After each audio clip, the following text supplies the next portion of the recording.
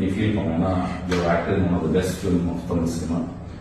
மாரி செல்வராஜுடைய ரொம்ப எக்ஸ்ட்ராடனரியான ஒர்க்கு. நான் மேடையில் வந்து பேச முடியல, இவங்க நல்லா இருந்துச்சு. ஏன்னா அது வந்து ஒரு இயக்குனருடைய விஷயம். அது அதில் நீங்கள்லாம் வந்து அவருக்கு வந்து கை கொடுத்துருக்கீங்க, தோல் கொடுத்துருக்கீங்க. அது நீ பர்டிகுலராக நீயும் உன்னுடைய கூட வந்த அந்த பையன் பேர் என்ன? பொன்வேல். அந்த கேரக்டர் ரொம்ப அழகா இருந்துச்சு, ரொம்ப எளிமையா இருந்துச்சு. அந்த உன்னுடைய காதலாம் அந்த கலை அவங்க ரொம்ப நல்லா இருந்துச்சு.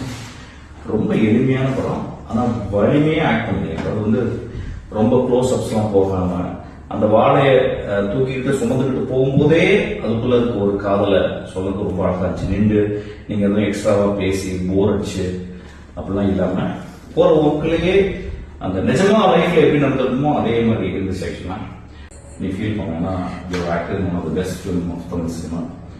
மாரி செல்வராஜுடைய ரொம்ப எக்ஸ்ட்ரா